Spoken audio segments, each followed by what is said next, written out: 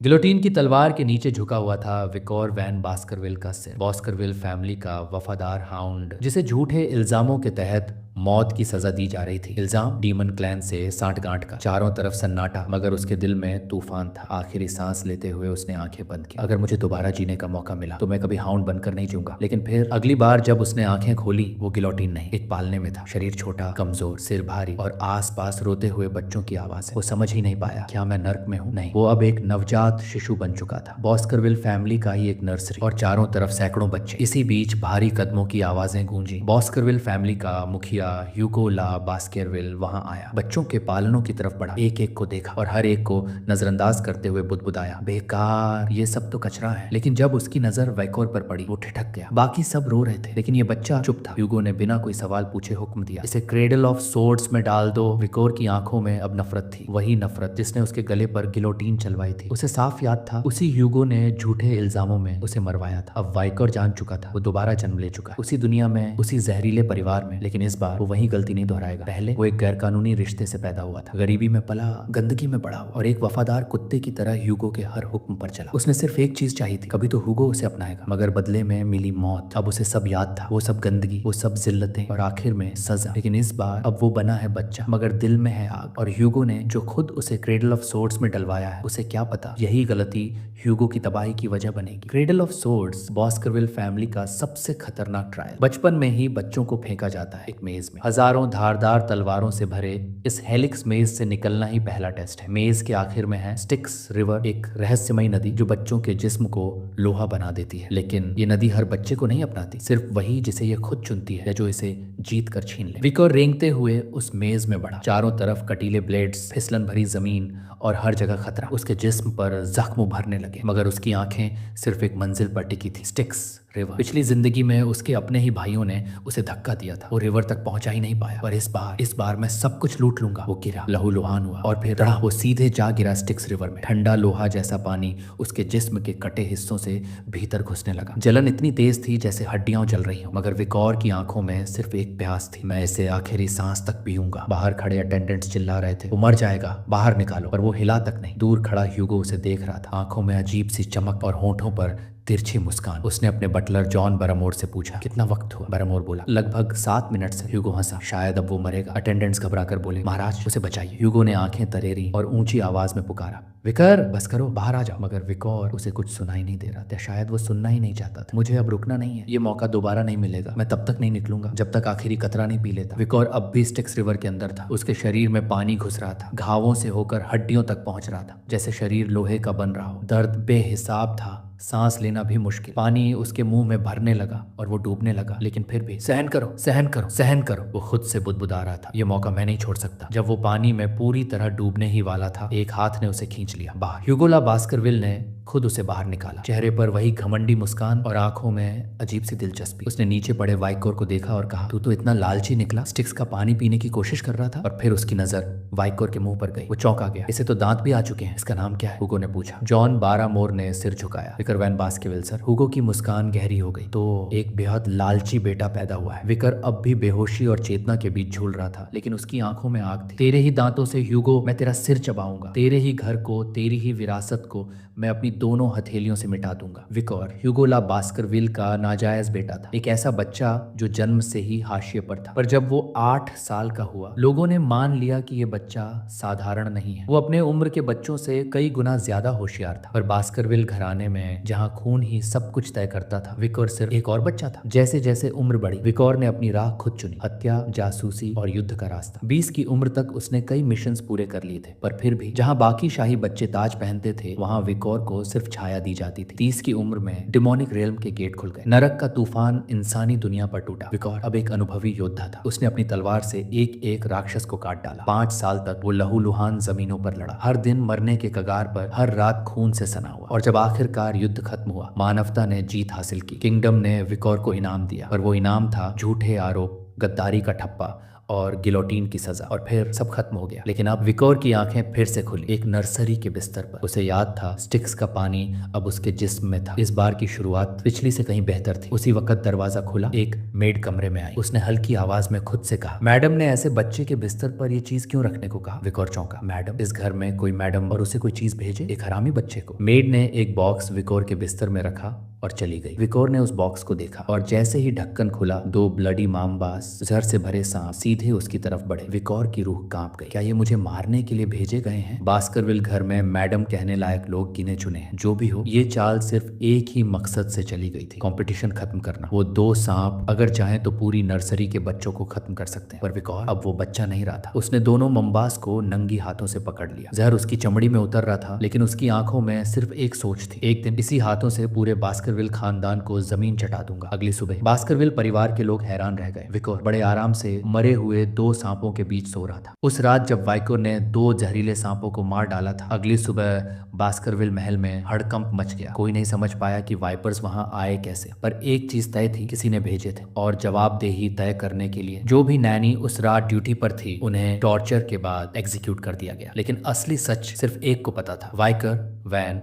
Baskerville को। 8 साल बाद वाइकर अब एक क्लासरूम में बैठा था, जहां उनकी क्लास में सोर्ड्समैनशिप के लेवल्स पढ़ाए जा रहे थे। टीचर बोल रहा था, अगर तुम अपनी तलवार में माना नहीं डाल सकते तो तुम एक बिगिनर हो, अगर थोड़ा सा माना इन्फ्यूज कर सकते हो तो एक्सपर्ट कहलाओगे, जब तलवार से लिक्विड लाइक ऑरा निकले तो वो ग्रेजुएट लेवल है, और जब ऑरा ठोस बन जाए और तुम्हारे कंट्रोल में हो तब तुम बनते हो स्वॉर्ड मास्टर। और फिर टीचर ने एक नाम लिया, सर ह्यूगो, बास्करविल का सबसे ताकतवर स्वॉर्ड्समैन, एक सच्चा स्वॉर्ड मास्टर। क्लासरूम में सब बच्चे एक साथ चौंक उठे। सर ह्यूगो? क्या वो सच में इतना ताकतवर है? लेकिन विकोर, वो कहीं और खोया हुआ था। रिग्रेस करने से पहले की ताकत उसे अब फिर से वापस पानी थी। टीचर ने विकोर को देखा, उसकी नजरें खाली थी, लेकिन शरीर में वो ताकत थी जिसने स्टिक्स रिवर में 7 मिनट तक खुद को जिंदा रखा था। पेट्रियटार ये देखकर बहुत खुश होंगे, टीचर ने मन में सोचा, पर वाइकर के दिमाग में बस एक ही सवाल चल रहा था, ह्यूगो को मारने के लिए कितने साल और चाहिए? उसी क्लासरूम में एक कोना था जहां से 3 बच्चे उसे घूर रहे थे, 3 जुड़वां भाई। क्लास खत्म होने के बाद वो तीनों वाइकर के पास आए, उसे धक्का दिया और उसका मजाक उड़ाने लगे। अरे गार्बेज वैन आ गया, स्टिक्स नदी में कूदा था, 2 सांपों को मार दिया, झूठ बोलना बंद कर हरामी। विकोर की आंखें सिकुड़ गई, उसने उन्हें पहचान लिया। ह्यूगो ला बास्करविल्स ट्राइडेंट, तीनों भाई जिन्होंने पास्ट लाइफ में उसे धोखा देकर उसके शरीर में छुरा घोंपा था। नाम थे एचरोला बास्करविल, मिडलब्रो ले बास्करविल और लूरो ले बास्करविल, सभी 9 साल के, लेकिन दिल सड़ा हुआ। विकर ने सोचा, ये सब 10 साल में बहुत बड़ी मुसीबत बनने वाले हैं, शायद अभी कुछ करना पड़े। एक ने जेब से चाकू निकाला। एक अफवाह सुनी है, स्टिक्स रिवर में बहुत देर तक रहो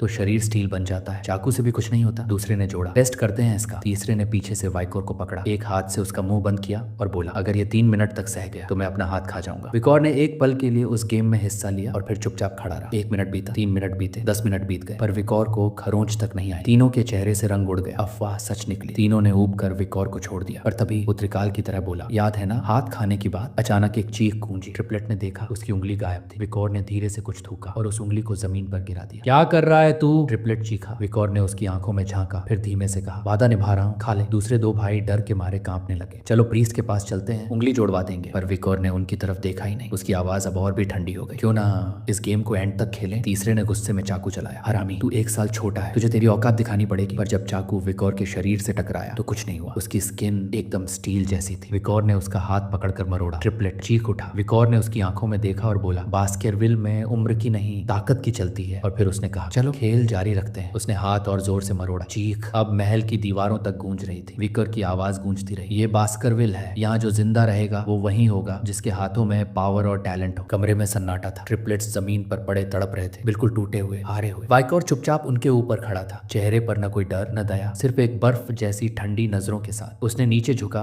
और बिना किसी भावना के कहा, इलाज के बाद ठीक हो जाओगे, लेकिन इस कमरे से बाहर कोई नहीं जाएगा। अब ये दर्द तुम्हारे अपने जिस्म का हिस्सा है, सीखने के लिए काफी होगा। ट्रिपलेट्स सहमे हुए एक दूसरे की ओर देखने लगे। तभी वाइकोर ने कहा, पर मैं दयालु हूँ, एक को जाने की इजाजत दूंगा। तीनों की आंखों में उम्मीद की एक चमक लौटी, लेकिन उसी पल विकोर ने एक तेज चमकती हुई नाइफ जमीन पर फेंकी। कौन जाएगा? ये तुम तीनों तय करोगे? वो घूमकर दरवाजे की तरफ बढ़ा, लेकिन फिर पलटा। एक ठंडी मुस्कान के साथ बोला, जल्दी तय करो, मैं ज्यादा इंतजार नहीं करता, कम से कम एक तो जिंदा रहना चाहिए, है ना? उसके शब्द कमरे की हवा को चीरते हुए गूंजे। ट्रिपलेट्स ने नाइफ की तरफ देखा, फिर एक दूसरे की आंखों में वो नजरों की लड़ाई जिसमें सिर्फ एक चीज थी, सर्वाइवल। और अगले ही पल धक्का, चीख, घूंसे, नाखून, खून। कमरे के अंदर अब भाई भाई को मार रहा था। विकर दरवाजे के उस पार खड़ा था, सुन रहा था सब कुछ, हर घसीटती हुई सांस, हर चीख, हर चोट एक ट्विस्टेड सुकून के साथ। बास्करविल का ट्राइडेंट अब ट्राइडेंट नहीं रहा। विकोर ने एक ही चाल में तीनों भाइयों को एक दूसरे के दुश्मन बना डाला। दूसरी तरफ पेट्रियार्क ह्यूगो ले बास्करविल अपने ऑफिस में हेड बटलर जॉन बरामोर की रिपोर्ट सुन रहा था। मोक्लैन, रूबी माइन को अपना कह रहा है। ह्यूगो ने सिर्फ सिर हिलाया। जब वो खुद आएंगे बात करने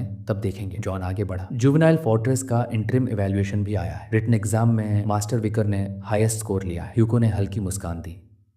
अच्छा है। लेकिन फिर जॉन का चेहरा सख्त हो गया, आवाज धीमी। एक इंसिडेंट भी हुआ है माय लॉर्ड? कितने मरे? हुगो ने सीधा पूछा। जॉन बोला, कोई नहीं मरा, लेकिन मास्टर एचआरओ की दांतें टूट गई, मिडलियो का जबड़ा चूर चूर है और लुरो की एक उंगली अम्प्यूटेट करनी पड़ी। हुगो का चेहरा पल में सख्त हो गया। इतने करीब थे वो तीनों, आपस में क्यों लड़ते? जॉन ने जवाब दिया, वो किसी आउटसाइडर से नहीं लड़े थे माय लॉर्ड, वो मास्टर विकोर से भिड़े थे। एक पल को ह्यूगो चुप हो गया। कुछ देर बाद विकोर उनके सामने खड़ा था। 8 साल का वो लड़का, पर चाल ढाल में एक वॉरियर। पेट्रियार्क ह्यूगो ने मुस्कुराकर कहा, काफी बड़े हो गए हो। आखिरी बार जब देखा था तब तुम। वाइकोर ने मुस्कुराकर सिर झुकाया, लेकिन ह्यूगो ने सीधा मुद्दा उठाया। तुमने अपने तीनों सीनियर ब्रदर्स को तोड़ दिया। 9 साल के थे वो, तुमसे बड़े, लेकिन अब टूटे हुए हैं। विकोर शांति से बोला, इन्हें मेडिकल केयर मिल चुका है, अब ठीक है। ह्यूगो ने आंखें संकरी की। मैं उनके शरीर की बात नहीं कर रहा, मैं बात कर रहा हूँ उस चीज की जो कभी ठीक नहीं होती, दिल। तुमने तीनों भाइयों को अलग कर दिया। क्या तुम्हें लगता है तुमने कुछ गलत किया? विकोर ने सीधे ह्यूगो की आंखों में देखा, फिर एक सवाल में जवाब दिया, मैंने क्या गलत किया? ह्यूगो की आवाज भारी हुई। तूने 3 भाइयों को एक दूसरे का दुश्मन बना दिया। विकोर का चेहरा शांत रहा, पर उसकी क्रिम्सन आइज में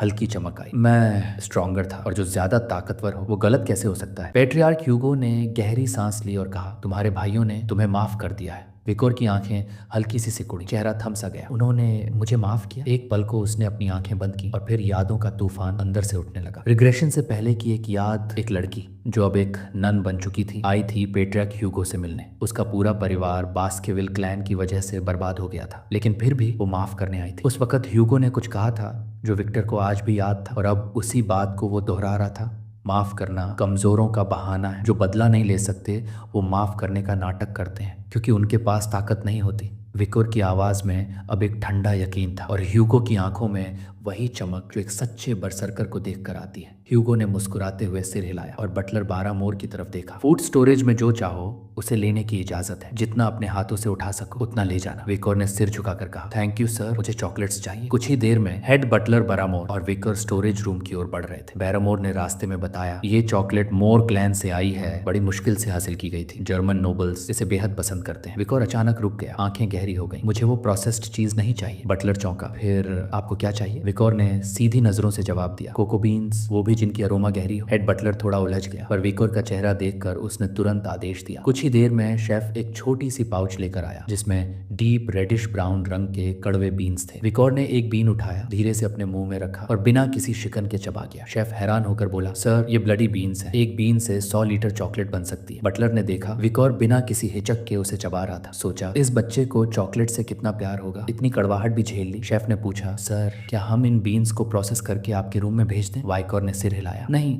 मैं खुद लेकर जाऊंगा। बटलर थोड़ी देर तक उसे देखता रहा। क्या ये बस अजीब टेस्ट है या इसके पीछे कुछ है? पर वाइकोर के मन में टेस्ट नहीं, तैयारी चल रही थी। वो बीन्स उसके लिए कोई डिजर्ट नहीं थे, वो थे एक स्ट्रैटेजी। 5 दिन बाद होने वाले प्रैक्टिकल एग्जाम के लिए वाइकोर ने एक प्लान बना लिया था। लेकिन बास्करविल के इतिहास में अब कुछ ऐसा होने जा रहा था जो कभी नहीं हुआ था। एक कैटास्ट्रोफिक इवेंट जो इस क्लैन की जड़ों तक को हिला देगा। इस दुनिया में बास्करविल क्लैन को लोग बर्जरकर क्लैन के नाम से जानते हैं, और इस नाम के पीछे है एक बर्बर, अमानवीय लेकिन असरदार ट्रेनिंग सिस्टम। जब कोई बच्चा अपने पैरों पर खड़ा होना सीखता है, उसी दिन से ये ट्रेनिंग शुरू हो जाती है। उसे एक सीधी पहाड़ी पर दौड़ाया जाता है, बिना रुके, बिना लेटे। सिर्फ तय समय पर ही उसे बैठने या लेटने की इजाजत होती है। रात को उन्हें सुलाया नहीं जाता किसी आरामदायक बेड पर, बल्कि एक मॉन्स्टर कॉर्प्स के साथ, ताकि शरीर ही नहीं मन भी आदत डाल ले डर से लड़ने की। और जब ये बच्चे 8 साल के होते हैं, शुरू होती है असली परीक्षा। उन्हें कहा जाता है, अब तुम यंग हाउंड्स हो और तुम्हें करना होगा एक इवैल्यूएशन, ऐसा इवैल्यूएशन जो तुम्हें या तो वॉरियर बनाएगा या खत्म कर देगा। बास्करविल की टेरिटरी के बाहर एक पहाड़ है, लरेट लेनोir माउंटेन, जहां हवा भी खतरे से भरी होती है और हर चट्टान के पीछे छुपा होता है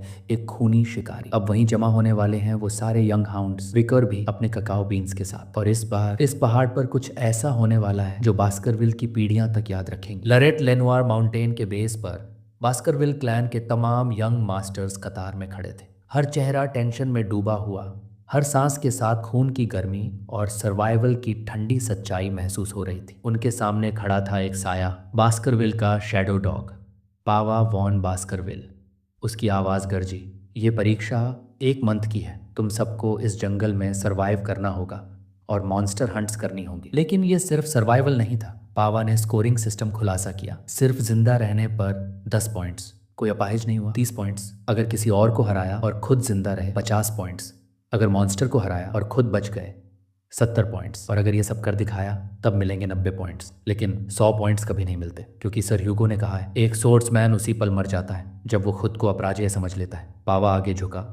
उसकी आंखों की चमक में वार्निंग थी। हर किसी को एक बैज दिया गया है, अगर किसी और का बैज चुरा लो बोनस पॉइंट्स मिलेंगे, लेकिन अगर मरे तो 0। फिर उसने नक्शा दिखाया। याद रहे ये पूरा इलाका नहीं खुला है, लरूज जोन में मत जाना, वो हिस्सा अनदेखी चीजों से भरा हुआ है। तुम्हारे लिए सुरक्षित जोन वही है जहां मॉन्स्टर्स पहले ही सब्जुगेट किए जा चुके हैं। शैडो डॉग्स हर जगह मौजूद होंगे, छिपकर तुम्हारी हर हरकत देखेंगे और तुम्हारा स्कोर तय करेंगे। पावा के जाते ही माहौल भारी हो गया। कुछ पार्टिसिपेंट्स ने विकर की तरफ देखा, फुसफुसाहटें उठी। यही है वो लड़का ना जिसने अकेले 3 शैडो टेस्ट पास किए थे। बाहर से काल्म लगता है पर अंदर कुछ और ही है। विकोर उनकी ओर नहीं देख रहा था। उसकी आंखें थीं लरू लनवार माउंटेन की ओर, जहां वो पहले भी जा चुका था। उसके पास खड़े ट्रिपलेट्स की हालत खराब थी। उनके चेहरे पसीने में भीगे हुए थे और आपस में बहस चल रही थी। मैं सेंटर की तरफ जाऊंगा। नहीं, लेफ्ट वाला पाथ ज्यादा सेफ है, तुम दोनों पीछे रहो, लीड मैं करूंगा। पावा ने अंतिम बार सभी यंग मास्टर्स को देखा और कहा गुड लक, और फिर बेल बजा। घंटा बजते ही सब पार्टिसिपेंट्स अलग अलग डायरेक्शंस में दौड़ पड़े। कोई ऊंचाई की तरफ, कोई पुराने केव जोन्स की ओर। हर कोई चाहता था अर्ली एडवांटेज। एक लड़के ने सोचा पिछले साल वाले शेल्टर तक पहुंच जाऊं तो सब पर बढ़त मिल जाएगी। दूसरा लड़का उसके पीछे पीछे चल पड़ा, पर मन में था इसके साथ ही चलूं, फिर मौका देखकर इसका सब कुछ छीन लूंगा। उधर ट्रिपलेट्स अब भी बहस में उलझे थे। किसी का ईगो पीछे हटने को तैयार नहीं था। पावा एक चट्टान पर चढ़कर सब कुछ देख रहा था। उसकी आंखें तेज थीं, पर मन में एक चिंता, हमें कैजुअलिटीज कम रखनी होंगी। हत्याएं वर्जित नहीं है पर डिस्करेज की गई है। जो मारेगा उसके पॉइंट्स घटा दिए जाएंगे। विकोर को फॉलो कर रहा था एक शैडो डॉग, लेकिन वो चौंका। विकोर बाकी लोगों की तरह लड़ाई की ओर नहीं बढ़ा, वो तो माउंटेन के रिस्ट्रिक्टेड एरिया की तरफ बढ़ रहा था। शैडो डॉग ने खुद से पूछा, ये वही जीनियस है ना जिसके बारे में सब कहते हैं, या आखिर जा कहाँ रहा है? विकोर एक बड़े पुराने पेड़ के पास रुका, थोड़ी देर उस मिट्टी को निहारा, फिर मुस्कुराया। यहाँ सॉफ्ट ग्राउंड है, कैंप बनाने लायक। शैडो डॉग उसे देखकर चकित था। बाकी सब जान बचाने के लिए लड़ रहे हैं और ये आराम करने की सोच रहा है। विकोर ने लकड़ियां इकट्ठा की, एक वुडन स्टिक से प्रैक्टिस की, फिर उसी पेड़ के नीचे सुकून से सो गया। शैडो डॉग की बेचैनी बढ़ती जा रही थी। ये कर क्या रहा है? ये तो खुद को पूरी तरह एक्सपोजर में डाल रहा है। समय बीतता गया। विकोर ना तो फाइट कर रहा था, ना ही पॉइंट्स के पीछे भाग रहा था। वो खोदता, गैदर्स करता, ट्रैप्स बनाता, शांत, कैलकुलेटेड, पर किसी एक्शन के बिना। शैडो डॉग ने थक हार कर आखिरकार फैसला लिया, मुझे कुछ और इंटरेस्टिंग देखना चाहिए। ये लड़का तो बस वक्त बर्बाद कर रहा है। जैसे ही वो शैडो डॉग वहां से गया, विकोर की मुस्कान खिल उठी। अंत में छुटकारा मिला। अब थोड़ी असली प्लानिंग की जा सकती है। उसने आग के पास बैठकर कुछ ब्लडी बीन्स डाल दी। धुआं उठा और विकोर बुदबुदाया। पुराने दिन याद आ गए जब हम फिश की स्मेल कम करने के लिए इन बीन्स का यूज करते थे। वो उठा, अपने पैक को टटोलते हुए बोला, अब सब कुछ तैयार है। शैडो डॉग भी चला गया। तो अब हंट शुरू करूं? कुछ दिन बीत चुके थे। विकोर अब रिस्ट्रिक्टेड एरिया के अंदर दाखिल हो चुका था। उसका चेहरा शांत था, लेकिन निगाहें सतर्क। हर पेड़,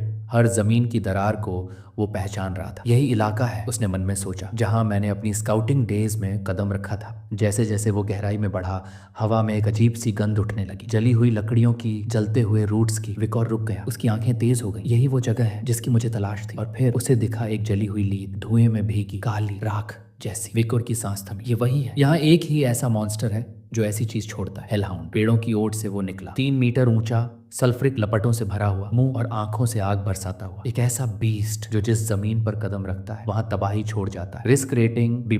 विकोर की आंखें सिकुड़ गई। इसने तो पूरी ऑयल वर्ल्ड की हेल फायर्स पी रखी हैं और अब मेरे सामने खड़ा हेलहाउंड ने गुर्राते हुए मुंह खोला। उसके दांतों से आग टपक रही थी। अगर ये काट ले, विकोर ने खुद से कहा, तो जलते हुए मरोगे। तब तक जलते रहोगे जब तक शरीर पूरी तरह खाक ना हो जाए। और उस पल विकोर को वो रात याद आई जब वो 18 साल का था और इसी बीस्ट से मुश्किल से बच पाया था। लेकिन अब वो केवल 8 साल का था। अकेले इसे हराना नामुमकिन है, लेकिन एक रास्ता है। हेलहाउंड ने दौड़ लगाई। विकोर ने साइड डॉज किया और मन में पहला रूल याद किया, हेलहाउंड्स कभी मुड़ नहीं सकते, वे हमेशा सीधी लाइन में दौड़ते हैं। विकोर ने जमीन पर पानी डाला और चिल्लाया, दूसरी कमजोरी, ये पानी क्रॉस नहीं कर सकते। हेलहाउंड अपनी सीधी लाइन से हटने के लिए लंबा चक्कर काटने लगा। बस यही मौका है।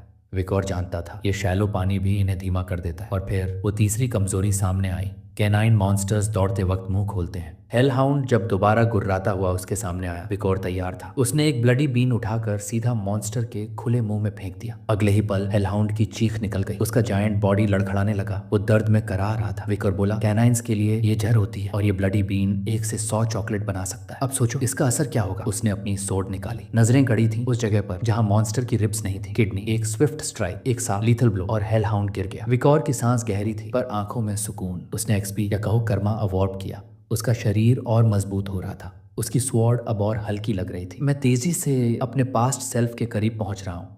15 से पहले वो सब हासिल कर लूंगा जो उस जन्म में कभी नहीं कर पाया था। उसने उस डेड हेल हाउंड का सिर काटा और खुद से बुदबुदाया। अब सर ह्यूगो का चेहरा देखने लायक होगा जब उसे पता चलेगा कि 8 साल का बच्चा B+ रेटिंग मॉन्स्टर की लाश लेकर लौट रहा है। लेकिन उसकी जीत का वो पल ज्यादा देर तक टिक ना सका। घास के बीच से एक हलचल हुई, ढाड़, फिर दूसरी, फिर तीसरी, और एक झुंड निकल आया। हेलहाउंड्स। वो आगे बढ़ रहे थे अपने गिरे हुए साथी का बदला लेने। विकॉर वहीं खड़ा रहा, चेहरा शांत, आंखें नुकीली। अब खेल और दिलचस्प होगा। उसने अपनी सोर्ड फिर से निकाली। बाकी ब्लडी बीन्स जेब में तैयार थे। एक स्मर्क उसके होंठों पर उभरा। उसने उस डेड हेलहाउंड का सिर उठाया और आसमान की ओर उछालते हुए चिल्लाया। एक हेलहाउंड का सिर काटा था और बाकियों को चुनौती दे रहा। लेकिन तभी कुछ अजीब हुआ। हेलहाउंड्स जो अभी तक गुर्रा रहे थे अब पीछे हट रहे थे। उनकी आंखों में डर था। विकॉर चौंक गया। ये कैसे मुमकिन है? हेलहाउंड्स कभी भी अपने शिकार से डरते नहीं। मर जाएंगे लेकिन झुकेंगे नहीं। और तभी उसने धीरे से पलट कर देखा। वो आया। जमीन कांप रही थी। पेड़ों के पीछे से एक 3 सिरों वाला राक्षस निकला। हर सिर से आग निकल रही थी। सांसें इतनी भारी कि पूरा जंगल थरथरा रहा था। सर्बेरस, ग्रीक मिथोलॉजी का 3 सिरों वाला नर्क का कुत्ता। विकोर की सांस थमी। ये यहाँ क्या कर रहा है? ये तो लारू एटलेनोर माउंटेन की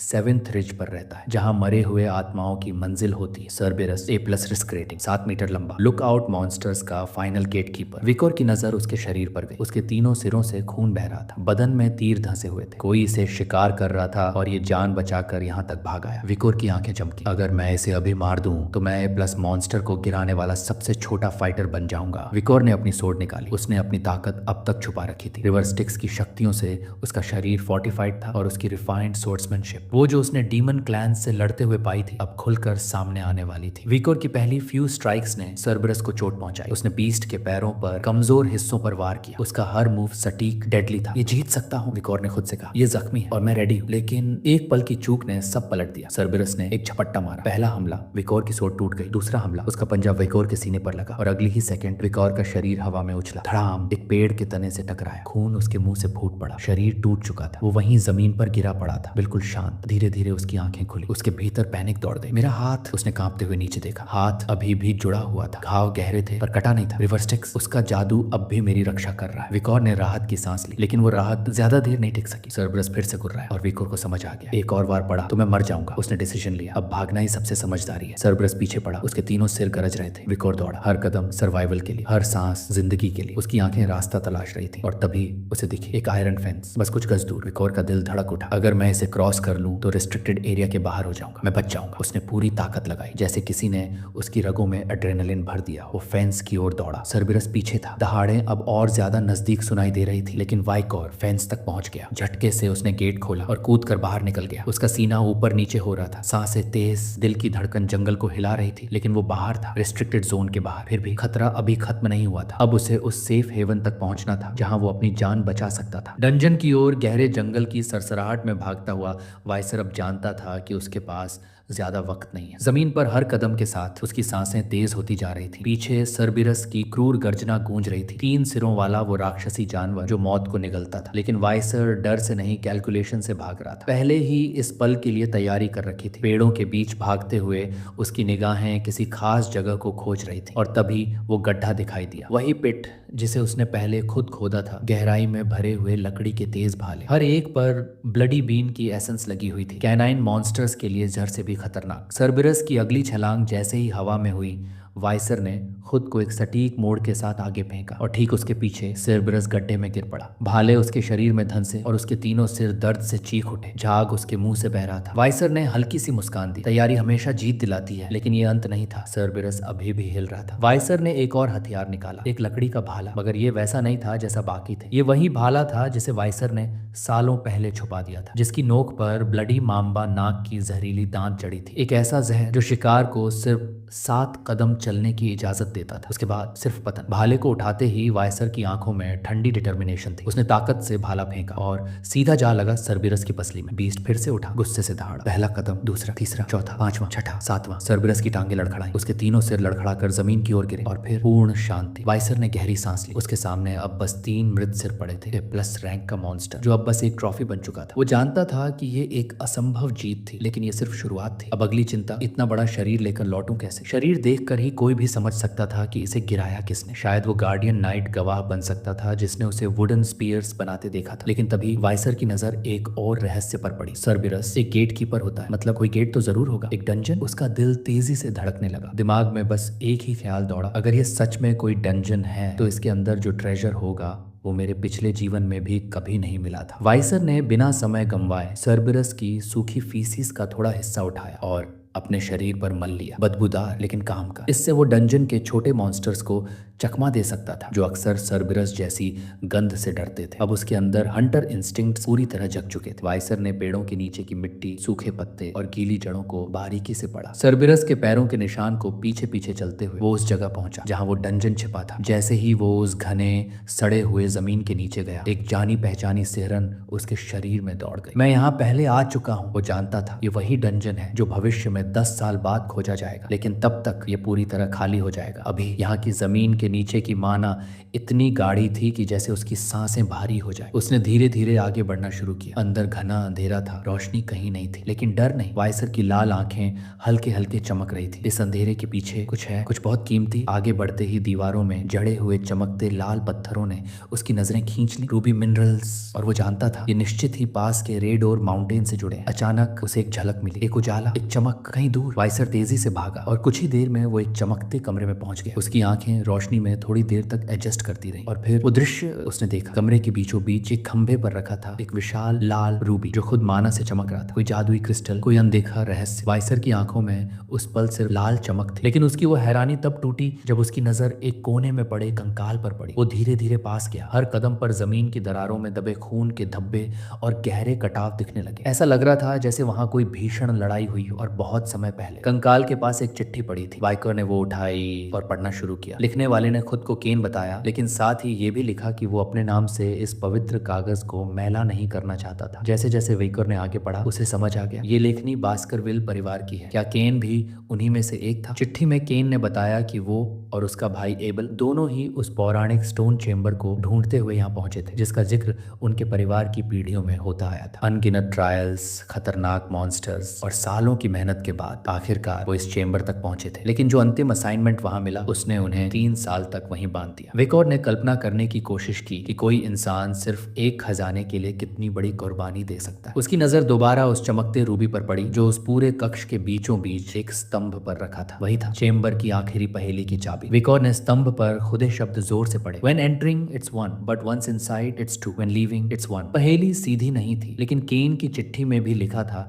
कि उन्होंने भी इसको लेकर बहुत सोच विचार किया था। केन ने लिखा था कि वो और आबिल जुड़वा थे, जन्म के बाद अलग कर दिए गए। उन्हें लगा कि खजाने को हासिल करने के लिए उन्हें फिर से एक होना पड़ेगा, यानी उनमें से सिर्फ एक ही जिंदा बाहर निकल सकता था। और फिर केन ने आबिल को मार दिया, लेकिन तब भी कुछ नहीं बदला। विकौर ने चिट्ठी को एक बार फिर ध्यान से पढ़ा। केन ने आखिर में लिखा था ये शैतान की गुफा है, यहाँ कुछ भी हासिल नहीं होता, बस इंसान को छलता है। विकौर सोच में पड़ गया। वो असाइनमेंट उसके सामने भी अब खड़ा था। केन और एबल जैसे ही शब्द, वही रिडल, लेकिन वो जानता था उसका कोई जुड़वा नहीं है। तो फिर When entering it's 1, once inside it's 2, when leaving it's 1 again शब्द उसके जहन में गूंजते रहे। एकाएक उसकी निगाह स्केलेटन पर पड़ी और जैसे किसी पजल का टुकड़ा अचानक जगह पर आ जाता है, उसे जवाब समझ आ गया। केन और एबल की सबसे बड़ी गलती थी खुद को 2 लोग मान लेना। विकोर धीरे धीरे रूबी की ओर बढ़ा, फिर मुड़ा और उस अंधेरे रास्ते की तरफ देखा जिससे वो अंदर आया था, और वहीं उसे दिखा जवाब। जब मैं अंधेरे में दाखिल हुआ तो मैं एक था, लेकिन जैसे ही रोशनी ने मुझ पर पड़कर मेरा शेडो बनाया, मैं 2 बन गया। और जब ये रोशनी टूटेगी और फिर से अंधेरा होगा, तभी असली दरवाजा खुलेगा। विकोर ने गहरी सांस ली और रूबी पर अपनी तलवार से एक जबरदस्त वार किया। रूबी टूटते ही एक तेज चमकदार रोशनी पूरे चेम्बर में फैल गई और फिर चुप्पी। अगली ही पल जमीन कांपी और सामने की दीवार धीरे धीरे खिसकने लगी। वाइकर की आंखें चौंधिया गईं, लेकिन जब वो ठहर कर उस रोशनी में देखने लगा तो उसका दिल एक पल के लिए रुक गया। वो चीज, वो असली खजाना, वो कारण जिसकी वजह से केन और एबल की मौत हुई थी, वो था एक तलवार जो पत्थर पर रखी हुई थी और उससे एक स्याह शैतानी आभा निकल रही थी। विसर की आंखें उस तलवार पर टिक गईं। कमरे की माना फिल्ड हवा में वो चमकती हुई काले और गहरे लाल रंग के बीच कोई राक्षसी चीज लग रही थी। उसने कदम आगे बढ़ाया और जैसे ही उसकी निगाहें नीचे पत्थर पर उभरे शब्दों पर गईं, उसके भीतर एक अजीब सी सनसनी दौड़ गई। लिखा था सिर्फ बास्करविल का रक्त रखने वाला ही इस तलवार को ले सकता है। वेसर की सांस रुक गई। ये बेल्ज़ेबब की तलवार है। वो नाम सुनते ही उसके भीतर बचपन की यादें लहराने लगी। उसे वो पुरानी किताब याद आई, बचपन में देखी हुई, जिसमें एक भयानक विशालकाय मक्खी जैसा दैत्य था। बेल्ज़ेबब एक ऐसा मॉन्स्टर जिसे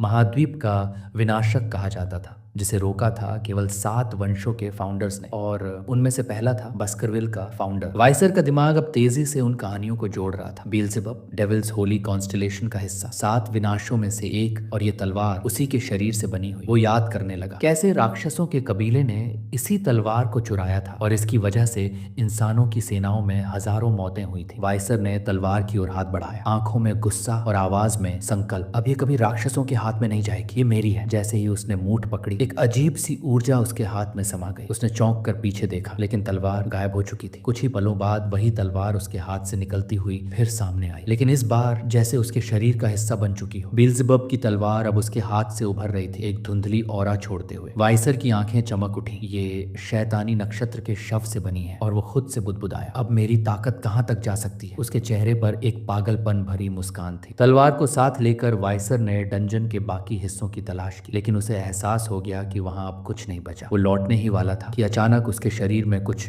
गड़बड़ होने लगी। उसके कदम लड़खड़ाए और वो घुटनों पर गिर पड़ा। पेट में अजीब सी जलन, एक ऐसी भूख जिसे उसने पहले कभी महसूस नहीं किया था। उसने नीचे अपने हाथ की ओर देखा और तभी एक आवाज उसके जहन में गूंजी, भूख तुम्हारी नहीं है। उसकी सांसें थम गई। ये तलवार बेल्ज़ेबब भूखी है। वो जैसे तैसे बाहर निकला, लेकिन उस भूख ने उसे छोड़ना नहीं चाहा। अब उसकी चाल लड़खड़ाती जा रही थी, आंखें भारी थीं और पेट में जैसे कोई आग लगी हो। तभी उसका हाथ खुद ब खुद एक दिशा में खींचने लगा। बेल्ज़ेबब उसे खींच रहा था। वाइसर दौड़ पड़ा तलवार की दिशा में, और थोड़ी ही देर में वो वहां पहुंचा। सर्बरस का शव। उसे देखकर वो चौंक गया। बेल्ज़ेबब की तलवार तड़प रही थी, खून की पुकार थी जैसे। वाइसर ने तलवार को आगे बढ़ाया, और उस पल उसने जो देखा वो इंसानी समझ से बाहर था। तलवार ने सर्बरस के शरीर से खून सोखना शुरू कर दिया, हर बूंद, हर धड़कन जैसे एक दरिंदगी से भरी आत्मा खा रही हो। वाइसर ने महसूस किया कि उसकी खुद की भूख धीरे धीरे शांत हो रही है, लेकिन उसके मन में एक सवाल उठा, क्या बेल्ज़ेबब की यही भूख वो वजह थी जिससे वो माउंटेन और जंगल सूख चुके थे? वो नीचे देखता रहा, तलवार की ओर। मन में अब डर नहीं बल्कि जिम्मेदारी थी। ये तलवार मेरी है, और इसका स्वभाव, इसका हंगर मेरा नियंत्रण नहीं मानता। बेल्ज़ेबब ने एक आखिरी घूंट लिया, और फिर जैसे कोई संतोष भरी आह निकली। वाइसर ने राहत की सांस ली, और उस वक्त पहली बार वो इस हथियार का असली रूप समझ पाया। उसने तलवार की छुपी हुई ताकत को महसूस किया, उस पर उभरे हुए स्लॉट्स को गौर से देखा। बेल्ज़ेबब की inherited ability, glutton of flies, एक ऐसा शापित वरदान जो अपने दुश्मनों की एबिलिटीज को चूज कर खुद में समा सकता था। एक ऐसा हथियार जो जितना खाता है उतना ही ताकतवर बनता है। वीसर अपनी काली तलवार बेल्ज़ेबब को देख रहा था। ये कोई साधारण तलवार नहीं थी, ये शापित थी, और इसका लालच भी असीम। ये तलवार दुश्मनों की एबिलिटीज को खींचकर खुद में समा लेती थी, लेकिन खतरा ये था,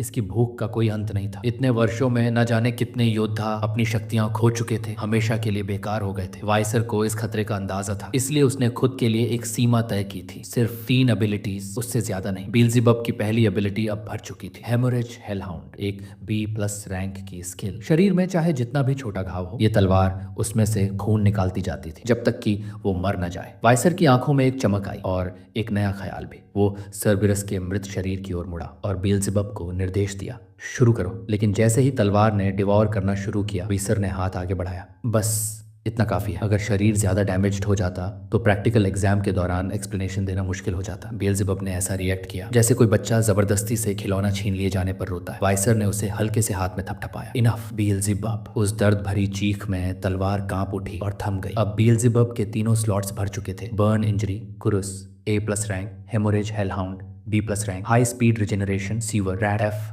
रैंक। वीसर को थोड़ी हैरानी हुई, हाई स्पीड रिजेनरेशन, लेकिन तभी उसकी नजर सर्बरस के नीचे दबे एक क्रश्ड सुअर रैट पर पड़ी। तो ये भी निगल लिया। वाइसर को कोई अफसोस नहीं था। कुरस से मिली बर्न इंजरी स्किल उसकी सबसे कीमती उपलब्धि थी। थर्मल बर्न का दर्द इंसानी इतिहास का सबसे खतरनाक दर्द होता है, और अब वो दर्द उसकी तलवार में था। हेलहाउंड की हेमोरेज भी खतरनाक थी, लेकिन क्यूरस वो कुछ और ही था। अब जब सर्बरस की बॉडी प्रैक्टिकल एग्जाम के लिए तैयार हो चुकी थी, वाइसर वहीं ठहरने लगा, एग्जाम के खत्म होने तक। कुछ दिन बाद बास्करविल में हलचल थी। सभी यंग हाउंड्स अपने प्रैक्टिकल रिजल्ट्स का इंतजार कर रहे थे। मॉन्स्टर के बॉडी पार्ट्स से बनी हुई रिवॉर्ड्स, शील्ड, सोर्ड, नेकलेसेस अब बांटी जा रही थी, लेकिन इस बार एक नाम सबकी जुबान पर था, विकोर वैन बास्करविल, सिर्फ 8 साल का हाउंड जिसने A+ रैंक वाला सर्बरस अकेले मार गिराया था। दूर बास्करविल मैंशन के अंदर ह्यूगो, बास्करविल परिवार का पेट्रिया, अपने स्टडी में बैठा था। उसके माथे पर हैरानी की सिलवटें थी। किसने पकड़ा? उसने धीरे से पूछा। हेड बटलर ने सिर झुकाकर जवाब दिया, मास्टर विक्टर वैन बास्करविल, सिर्फ 8 साल का, और सर्बरस को अपने दम पर मार गिराया। ह्यूगो की आंखें सिकुड़ गई। सर्बरस, वो भी प्रैक्टिकल के दौरान? बटलर ने सिर हिलाया। वो रेस्ट्रिक्टेड जोन में घुस आया था। बारबेरियन ट्राइब के किसी वॉरियर ने पहले से उसे उसे जख्मी कर रखा था और मास्टर वाइसर ने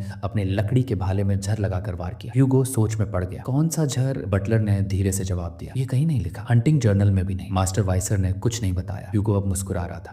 वो बच्चा चालाक होता जा रहा है और मैं ये पसंद करता हूँ। इन्फॉर्मेशन इज पावर और पावर की कीमत होती है। बटलर ने एक और बात कह दी, शायद उसे नहीं कहनी चाहिए थी। सर, वैन नाम का हाउंड इतना टैलेंटेड, ये कुछ अजीब है। ह्यूगो की मुस्कान गहरी हो गई। मैं खून देखकर नहीं, काबिलियत देखकर हाउंड्स बनाता हूँ। रॉयल ब्लड मुझसे भी निकल सकता है। एक पल को बटलर चुप हो गया। उसे लग रहा था कि ह्यूगो को अपने दूसरे बेटे की आइसोलेशन ट्रेनिंग की चिंता, लेकिन उसने कुछ नहीं कहा। ह्यूगो ने ठंडी आवाज में कहा, मेरा मूड खराब है, कुछ चाहिए जो ठीक कर सके। बटलर झुक गया। मैं मास्टर वाइसर को बुलाता हूँ। थोड़ी देर बाद वाइसर ह्यूगो के सामने खड़ा था, कंधे सीधा, आंखें स्थिर, चेहरा शांत। ह्यूगो ने मुस्कुराकर पूछा, सर्बरस को कैसे मारा? वाइसर का जवाब उतना ही शांत और मासूम था। चॉकलेट लगाया था भाले पर, केन मॉन्स्टर्स के लिए लीथल होता है। ह्यूगो जोर से हंसा, स्लाई लिटिल ब्रैट। विकोर का जवाब सुनकर ह्यूगो कुछ पल के लिए चुप हो गया। चॉकलेट इसलिए मांगा था उसने। अब उसे समझ आया कि वो छोटा लड़का उस वक्त भी सब सोच कर ही चल रहा था। रूम में खड़ा हेड बटलर थोड़ा असहज हो गया। उन दोनों के बीच का इंटरेक्शन देखकर उसे यकीन नहीं हो रहा था। क्या ये वाकई बाप बेटे की बातचीत है? ना कोई फॉर्मल ग्रीटिंग, ना झुके सिर, ना डर। ह्यूगो ने मगर ये सब नजरअंदाज करते हुए बात आगे बढ़ाई। बटलर से ठीक से जवाब क्यों नहीं दिया? विकोर ने उतनी ही ठंडी और सपाट आवाज में कहा, क्योंकि वो मेरे मास्टर नहीं है। ह्यूगो ने हल्की मुस्कान के साथ पूछा, तो तुम्हारे मास्टर कौन है? विकोर ने आंखें झुकाए बिना जवाब दिया, जिस क्लैन से मैं हूँ वही मेरा मास्टर है। क्लैन का मास्टर ही मेरा मास्टर है। ह्यूगो ने सिर हिलाया और धीमे से हंसते हुए कहा, बढ़िया किया, सर्बिरस को मारकर। तुम्हारी रिवॉर्ड में उसका पूरा कॉर्प्स तुम्हारा होगा और सबसे ऊंचा स्कोर लाने की वजह से तुम्हें एक विश मांगने की छूट भी है। विकोर की आंखों में एक अलग चमक आई। बिल्कुल साफ था, वो पहले से तय करके आया था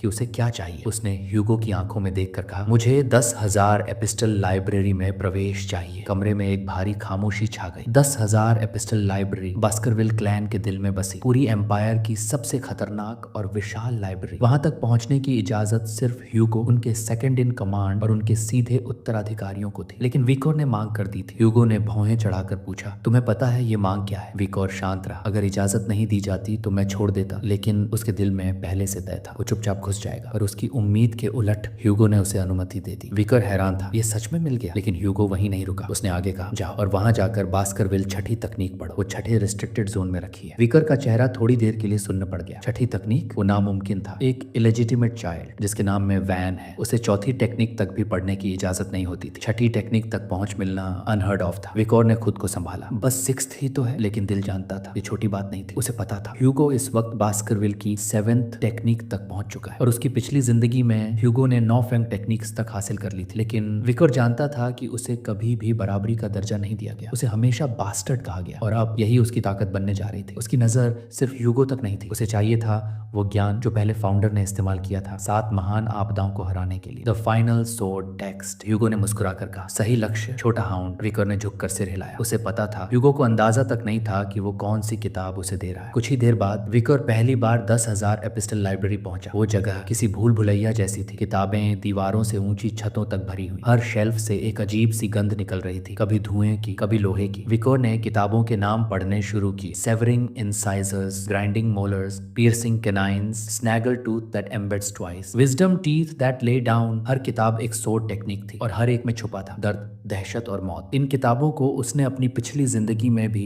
पढ़ना चाहा था, लेकिन तब उसे इन तक पहुंचने की इजाजत नहीं थी। बास्करविल क्लैन ने एक सख्त नियम बना रखा था, चौथी तकनीक से ऊपर अवैध बच्चे नहीं सीख सकते। कहीं ऐसा ना हो कि वो अपने मास्टर की तरफ फेंक दिखा दे। लेकिन अब विकोर के सामने वो दरवाजे खुल चुके थे। वो चलते चलते एक ऐसी जगह पहुंचा जहां एक किताब को लोहे की जंजीरों से बांधा गया था, बीच में एक बड़ा सा लॉक। विकोर ने धीरे से फुसफुसाया, यही है बास्करविल 6th टेक्निक। उसका दिल तेजी से धड़कने लगा। ह्यूगो ने वाकई उसे ये किताब सौंप दी थी। विकोर की उंगलियां धीरे धीरे उस लोहे के ताले पर चली। एक क्लिक की आवाज हुई और किताब आजाद हो गई। अगर रिग्रेशन से पहले होता तो शायद मैंने इसका सपना भी नहीं देखा होता। उसकी आंखों में एक स्थिर ठंडक थी। ह्यूगो ने इसलिए इजाजत दी थी क्योंकि उसे लगा था कि एक 8 साल का बच्चा एक दिन में क्या याद रख लेगा। पर ह्यूगो नहीं जानता था, विकोर पहले ही 4th टेक्निक की पूरी थ्योरी रट चुका था। इतनी बार पढ़ा था कि अब उल्टी होने लगती थी। उसने सब इसलिए किया था ताकि वो खुद 5th टेक्निक का पैटर्न डिड्यूस कर सके। और तब उसे एक झटका लगा, शायद मेन माना को रोकना भूल गया था। बास्करविल की सोर्ड्समैनशिप का सबसे खतरनाक ट्रेड यही था। हर स्टेज पर एक टूथ, पहली टेक्निक एक टूथ, दूसरी 2 टूथ, और हर टूथ के साथ फुटता था एक लाल रंग का एनर्जी फ्लेयर। ड्रॉइंग टीथ ये सिर्फ टेक्निक नहीं, एक रिचुअल था। विकोर जानता था कि उसके सामने छठी तकनीक की किताब है, पर उसे वो नहीं चाहिए थी। उसकी असली तलाश कुछ और थी। लाइब्रेरी की सोर्ड्समैनशिप सेक्शन को छोड़कर वाइकोर अचानक बाहर निकल गया। वहां खड़े गार्ड्स चौंक गए। इतनी जल्दी किताबें पढ़ ली? उन्होंने उसे रोक कर कहा। और भी गहरी सोर्ड टेक्निक्स हैं, अंदर लाओ, हमला कर दे। विकोर ने सिर हिलाया। नहीं, मैं जिस चीज के लिए आया था वो मिल गई। गार्ड हैरान हुए। इतनी जल्दी? उन्होंने कहा। थोड़ी देर और ठहरो, बाकी किताबें देख लो। विकोर ने मुस्कुराकर जवाब दिया। सोच रहा हूँ जाने से पहले कुछ और पढ़ लूं। वो जैसे ही लाइब्रेरी की पीछे वाली गलियों में मुड़ा, गार्ड्स आपस में फुसफुसाने लगे। वो सेक्शन तो फालतू किताबों से भरा है और ये बच्चा वहीं जा रहा है। अगर मैं होता तो वो रेयर सोर्ड टेक्स्ट बुक्स पढ़ता जो गहराई में रखे हैं। शायद इसे उनकी वैल्यू का अंदाजा नहीं। विकोर ने ये सब सुना और मन ही मन सोचा, बोलने दो उन्हें। उन्हें क्या पता था कि इन्हीं धूल भरी टेढ़ी मेढ़ी गलियों में एक खजाना छुपा था। और फिर विकोर की नजर अचानक एक किताब पर पड़ी, ए लर्किंग एम्बुश। उसकी आंखें चमक उठी। धीरे से वो किताब उठाई। उसके पन्ने पुराने फटे हुए थे, लेकिन विकोर जानता था यही है उसकी असली मंजिल। रिग्रेशन से पहले जब वो हाउंड स्क्वाड का हिस्सा था, उन्हें एक बार बास्करविल की किसी टेक्निक का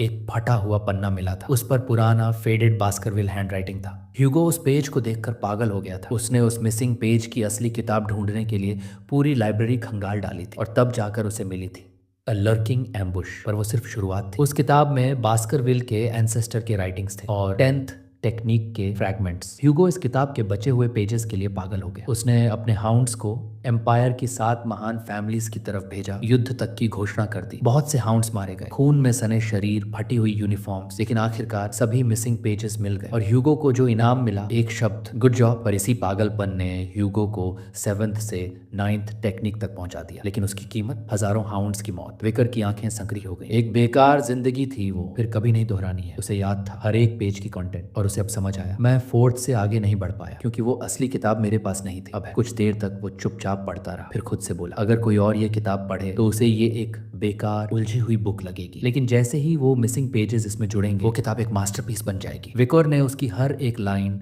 हर एक गैप अपनी यादों से पूरा कर दिया था। रिग्रेशन से पहले विकोर ने ग्रेजुएशन ऑरा की आखिरी सीमा और 4th टेक्निक का हाईएस्ट लेवल छू लिया था और अब मैं फिर से कर सकता हूँ, लेकिन इस बार वो गलती नहीं दोहराऊंगा। उसने एक कसम खाई, 15 साल का होने से पहले मैं अपनी सारी खोई ताकत वापस पालूंगा। रात बीतती गई और वाइकोर उस किताब में डूबा रहा। जब उसकी आंखें आखिरी पेज पर पहुंची तो सूरज की किरणें खिड़की से आ रही थी। रात दिन में बदल चुकी थी। वाइकोर उठा। उसके चेहरे पर हल्की सी मुस्कान थी।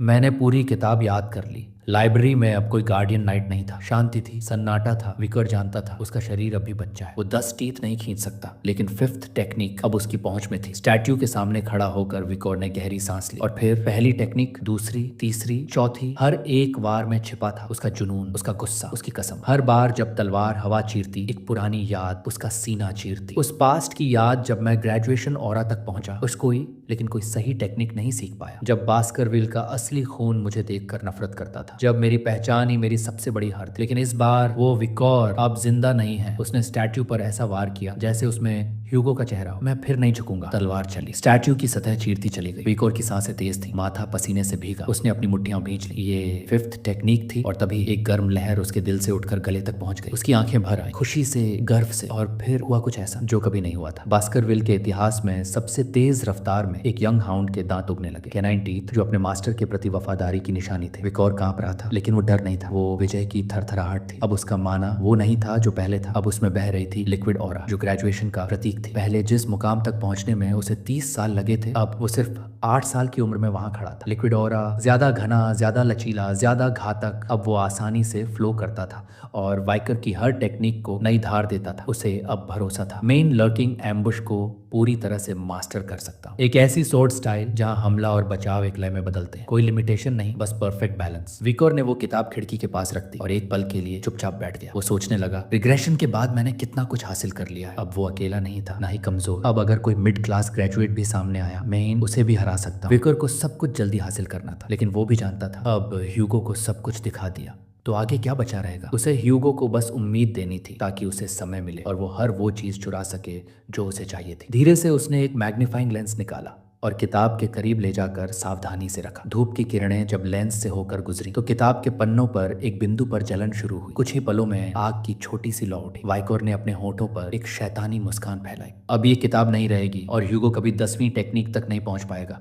लेकिन मैं बिना इस किताब के भी पहुंच जाऊंगा। पर तभी लाइब्रेरी की शांति टूट गई। आग की गंध, कुछ जल रहा है, कुछ गार्ड्स दौड़ते हुए अंदर आए। विकोर को वहां देखकर चौंक गए। तुम यहाँ क्या कर रहे हो? ये आग कैसे लगी? विकोर ने तुरंत चेहरा मासूम बना लिया। माफ कीजिए, मैं गलती से मैग्नीफाइंग ग्लास वहीं छोड़ आया था। मुझे बटलर को बताना चाहिए। गार्ड्स के चेहरों पर घबराहट थी। अगर ह्यूगो को पता चला वो सीधे उन्हीं पर गिरेगा। एक गार्ड बोला, नहीं, तुम्हें माफी मांगने की जरूरत नहीं, ये हमारी गलती है। और वैसे भी ये जगह बस बेकार की किताबों से भरी है। विकर ने हल्की मुस्कान के साथ पूछा, आप लोग मोर क्लैन और रूबी माइंस के मामलों में व्यस्त थे ना? ऐसे में ये छोटी सी बात ज्यादा मायने नहीं रखती। गार्ड्स ने एक दूसरे की ओर देखा और सिर हिलाया। अगर तुम ये बात किसी को नहीं बताओगे तो हम भी नहीं बताएंगे। विकर ने सिर झुकाया। थैंक यू और माफ कीजिए, आपका समय ले लिया। जैसे ही विकर वहां से निकलने लगा, गार्ड आपस में बात करने लगे। ये बच्चा बाकियों से अलग है, काम करने वालों की इतनी इज्जत करता है, ये सच में सम्मान के काबिल है। लेकिन उन्होंने जो नहीं देखा वो थी वाइकर की पीठ पीछे मुस्कुराहट, एक ऐसी मुस्कान जो हर चीज को अपने हिसाब से मोड़ने का मजा ले रही थी। अब वाइकर खड़ा था ह्यूगो के सामने। ह्यूगो ने पूछा, लाइब्रेरी में कुछ एनलाइटनिंग मिला? विकोर ने बिना पलक झपकाए जवाब दिया, एक ऐसी चीज मिली जो गर्म है, नुकीली है, लेकिन फिर भी नरम और विस्कस है। हेड बटलर और ह्यूगो दोनों के चेहरों पर सन्नाटा छा गया। औरा, क्या ये बच्चा सिर्फ 8 साल की उम्र में औरा तक पहुंच गया? हुगो की आंखें चमक उठी, लेकिन फिर एक झटका, नहीं, ये संभव नहीं है। 8 साल का बच्चा कैसे औरा हासिल कर सकता है? उसने पूछा, तुम्हारे पास जो है क्या तुम अपने पिता को दिखा सकते हो? विकर ने सीधा जवाब दिया, हाँ। अब विकर खड़ा था कॉलिसियम जैसी ट्रेनिंग ग्राउंड में, उसके हाथ में तलवार, सामने ह्यूगो, हेड बटलर और बहुत से यंग हाउंड्स। हेड बटलर ने पूछा, टेस्टिंग कैसे करोगे? ह्यूगो ने कहा, एक मॉन्स्टर छोड़ूंगा उस पर, भूखा है, गुस्से में है। हेड बटलर चौंक गया। मॉन्स्टर? ह्यूगो ने सिर हिलाया। तैयार कर लिया है। गेट खुला और 2 गार्ड्स एक जंजीरों से बंधे ऑर्क को खींचते हुए लाए। हरियाली चमड़ी, उभरी हुई मांसपेशियां, मुंह से बाहर निकले हुए नुकीले दांत और उसकी आंखें जो वाइकर को नाप रही थी। यंग हाउंड्स आपस में फुसफुसाने लगे, ये ऑर्क है 8 साल के बच्चे के खिलाफ? क्या हमें गार्डियन नाइट्स को बुलाना पड़ेगा? लेकिन विकर एकदम शांत, ना उसकी सांसें टूटी, ना हाथ कांपे। ऑर्क की जंजीरें खुली, ऑर्क दहाड़ता हुआ दौड़ा, लेकिन विकर एक पत्थर की तरह टिका रहा। और फिर तलवार चली, ऑर्क का हाथ हवा में उड़ गया। भीड़ सन, ऑर्क चीखा, पर विकर नहीं रुका। दूसरा वार, एक साफ कट, ऑर्क की टांग कटकर जमीन पर गिरी। ऑर्क जमीन पर गिरा, गुस्से से नहीं, दर्द से। ऑडियंस में खामोशी थी। एक बच्चा जिसने एक मॉन्स्टर को चंद सेकंड में घुटनों पर ला दिया। विकर की आंखें ऑर्क की कटे हुए जिस्म पर टिकी थी, पर उसके चेहरे पर कोई घबराहट नहीं, सिर्फ गहराई से सोचता हुआ सन्नाटा। उसने गौर किया, ये ऑर्क पहली बार खून बहता देख रहा है और इसकी हाई स्पीड रिजेनरेशन भी एक्टिवेट नहीं हुई। विकोर जानता था सी क्लास मॉन्स्टर बी क्लास हेलहाउंड के घाव नहीं रोक सकते। ऑडियंस में अब भी सनसनी फैली हुई थी। 8 साल का बच्चा ऑर्क को इस तरह कुछ विस्पर कर रहे थे। क्या ये बिना माना कलेक्ट किए मुमकिन है? विकोर ने ह्यूगो की ओर देखा, लेकिन ह्यूगो का चेहरा एकदम खाली, ना कोई खुशी, ना कोई डर, ना कोई प्रतिक्रिया। विकोर समझ गया, उसे अब भी नहीं पता कि मैं लाइब्रेरी में क्या सीख कर आया हूँ, अब दिखाना पड़ेगा। अचानक ह्यूगो की आंखें चमक उठी। हेड बटलर की आवाज गूंज उठी, ये क्या ये ऑरा ब्लेड है? विकोर की तलवार गहरे लाल प्रकाश से जगमगाने लगी और फिर विकोर ने आगे कदम बढ़ाया। ऑर्क जो अब भी जमीन से उठने की कोशिश कर रहा था, लेकिन तब तक देर हो चुकी थी। विकर की तलवार हवा चीरती हुई बढ़ी। एक ही वार में ऑर्क का सिर शरीर से अलग। ह्यूगो जो बगल में बैठे हुए थे, उनकी आंखें फटी की फटी रह गई। हेड बटलर ने कांपती आवाज में कहा, ये ग्लो, ये ऑरा है लो क्लास सोर्ड एक्सपर्ट का। हमने एक ऐसे जीनियस को जन्म लेते देखा है जो पूरे एम्पायर में दोबारा नहीं मिलेगा। लेकिन ह्यूगो की नजर ऑर्क की लाश पर नहीं, उसके बहते खून पर थी। ये ऑर्क रिजेनरेट क्यों नहीं हो रहा? विकोर जीत तो गया, लेकिन शायद और कमजोर था। पर तभी विकोर की मासूम सी आवाज आई, फादर, क्या इससे भी ज्यादा ताकतवर कुछ है? ऑडियंस में हलचल मच गई। इसने खुद स्ट्रॉन्गर ओपोनेंट मांगा, लेकिन विकोर की मांग के पीछे सिर्फ घमंड नहीं था। उसका मकसद था ह्यूगो को इम्प्रेस करना, ताकि वो उसे पहचान दे, शायद अलग भेजे कहीं एकेडमी या किसी रिमोट पोस्टिंग में। ह्यूगो उठे और बोले, जो ऑर्क्स लाया था वो भी इसके लिए काफी नहीं। फिर हेड बटलर से पूछा, बारबेरियन रेड के बाद जो क्रीचर पकड़ा था वो जिंदा है? हेड बटलर ने जवाब दिया, एक बचा है। ह्यूगो ने सिर हिलाया, उसे लाओ। अरीना के गेट खुले, ऑडियंस में सन्नाटा। एक ट्रोल लाया जा रहा था। विकर अब उस ट्रोल के सामने खड़ा था, जिसका आकार उसका दुगना। विकर ने ह्यूगो की ओर देखा और पूछा, मैं शुरू कर सकता हूँ? ह्यूगो ने मंजूरी दी और ट्रोल की जंजीरें खुल गईं। ट्रोल ने जोरदार मुक्का मारा। विकर ने बिना एक पल गंवाए उसे टोट कर लिया। ऑडियंस चौंकी नहीं, अब तो उन्हें इसकी फुर्ती पर भरोसा था। पर तभी एक आवाज उभरी, अभी हमला करने का परफेक्ट टाइम था, इसने वार क्यों नहीं किया? लेकिन ह्यूगो ने शांति से कहा, ट्रोल्स रेगेनरेट करते हैं, सिर्फ फेटल अटैक्स ही असर करते हैं। ट्रोल को मारने के लिए योजना चाहिए होती है। ट्रोल ने एक और हमला किया। विकोर ने फिर से बचा लिया। दूसरा पंच। विकोर हवा में घूमकर पीछे हट गया। ऑडियंस अब बस देख रही थी, जैसे कोई डांस हो रहा, ट्रोल की रेज और वाइकर की ग्रेस के बीच। पर सवाल वहीं का वहीं, वो जवाब क्यों नहीं दे रहा? क्या वो ट्रोल को थका रहा है या उसके पास कोई बड़ी योजना है? अरीना में ट्रोल की हुंकार अब धीमी पड़ रही थी। विकोर को एहसास हो गया, अब ये लड़ाई सिर्फ एक शो बन चुकी है।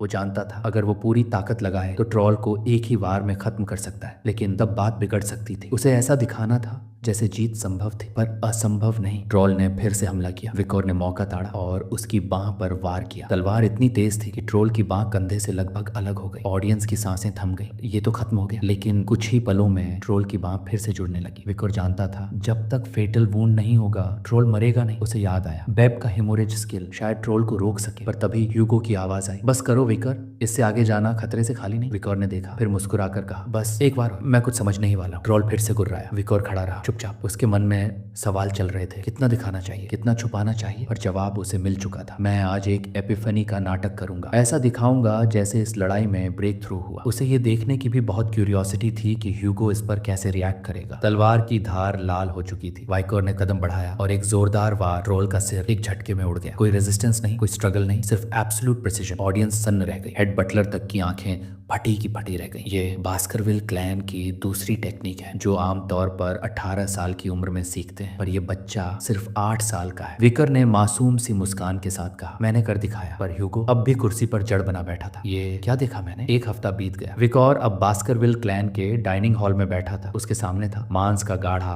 बेस्वाद दलिया। उसने देखा हर कोई उससे दूर बैठा है, पर उसे हैरानी नहीं हुई। इस क्लैन में ताकत ही सब कुछ है। और उसे अच्छा लगा कि ह्यूगो तक अब हैरान था। विकोर ने सोच में डूबे हुए, मैंने अब तक क्या क्या रिवील किया। बास्करविल की सेकंड टेक्निक, एम रैंक सोर्ड एक्सपर्टाइज। लेकिन सच्चाई, मैं असल में एक लो रैंक ग्रेजुएट हूँ जो मुश्किल से 5th टेक्निक की वीक वर्जन चला सकता है। पर अब ट्रोल से जो स्किल मिला उसकी वजह से वो एवरेज ग्रेजुएट से भी ताकतवर बन चुका था। और तभी उसे एहसास हुआ, मैं अब ज्यादा खा रहा हूँ। वेब के 3rd स्लॉट में अब जो मॉन्स्टर था वो था C+ rated troll super speed regeneration के साथ। तभी ट्रिपलेट्स पीछे से आ गए। विकोर चौंक गया। उसकी आंखें सतर्क हो गई। फिर से ये लोग, मुझे इनसे निपटना नहीं है। वो चुपचाप खाने में लग गया। लेकिन ट्रिपलेट्स बोले, तू सीरस और ट्रोल से जब लड़ा था तू बहुत कूल था। विकर का मुंह खुला का खुला रह गया। उसने मुंह से दलिया बाहर थूक दिया। त्रिपुत्र ने घबरा कर पूछा, ठीक है ना? पर वाइकोर की आंखों में शक था। ये कोई दोहरी चाल है या फिर कोई मैनिपुलेशन? शायद पहले पीट दूं, लेकिन इससे पहले वो कुछ करता। हेड बटलर बारामोर पीछे से आ गए। वाइकर चौंक गया। ये यहाँ क्यों आए हैं? बारामोर बोले, पितृपुरुष के चैम्बर में जल्दी पहुंचना है। विकर ने सोचा, ह्यूगो ने बुलाया है। सीन शिफ्ट होती है। बास्करविल क्लैन के पेट्रियार्क चेम्बर में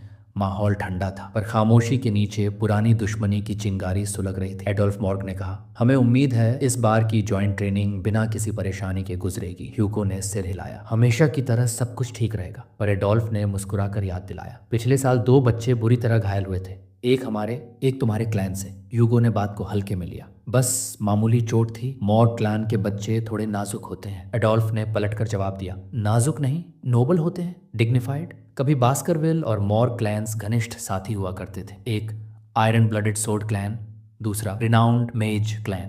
पुराने सम्राट ने कहा था, मैजिक और सोर्ड एक दूसरे के पूरक हैं। और इसी सोच के साथ शुरू हुई थी जॉइंट ट्रेनिंग सेशंस। 8 से 15 साल तक के बच्चों के लिए हर साल एक अनौपचारिक संग्राम। पर सब कुछ तब बदला जब दोनों क्लैन्स की सरहद पर एक रूबी माइन खोजा गया। लाल पत्थरों के लालच में लहू बहा। अब पेट्रियार्क्स एक दूसरे से नजरें नहीं मिलाते थे, पर सम्राट के आदेश पर ट्रेनिंग अभी भी जारी थी। अडोल्फ ने ह्यूगो की ओर देखा, सुना है इस बार बास्करविल क्लैन में कोई सुपरनोवा जन्मा है, सदी में एक बार मिलने वाला जीनियस। ह्यूगो ने सिर उठाया और मुस्कुराकर बोला, कुछ खास नहीं, मामूली सा बच्चा है। एडोल्फ हैरान था। ह्यूगो ने कॉम्प्लीमेंट एक्सेप्ट कर लिया, पर उसने भी त्रुप का पत्ता खेला। हमारे पास भी एक जीनियस है। और दरवाजे की ओर मुड़कर कहा, कस अंदर आओ। एक लाल बालों वाली लड़की कमरे में दाखिल हुई। एडोल्फ ने उसका परिचय दिया, रानी की बेटी कस मॉर्ग। एडोल्फ ने कहा, कस पेट्रियार्क से मिलो। पर कस ने कोल्ड गेज से ह्यूगो की ओर देखा और कहा, हमें हमारा रूबी माइन वापस चाहिए जो तुमने हमसे चुराया है। कमरे की हवा अचानक भारी हो गई। ह्यूगो की आंखों में गुस्सा उतर आया। उसने एडोल्फ की ओर देखा। ये क्या बकवास है? कि उसने हाथ मोड़ते हुए कहा, एडोल्फ ने खुद कहा था उस दाढ़ी वाले चोर के बारे में। एडोल्फ ने फौरन इनकार किया, मैंने ऐसा कुछ नहीं कहा। कस ने आंखें तरेरी। 1 घंटे और 42 मिनट पहले जब हम गाड़ी से उतरे थे। ह्यूगो ने गहरी सांस ली। एडोल्फ,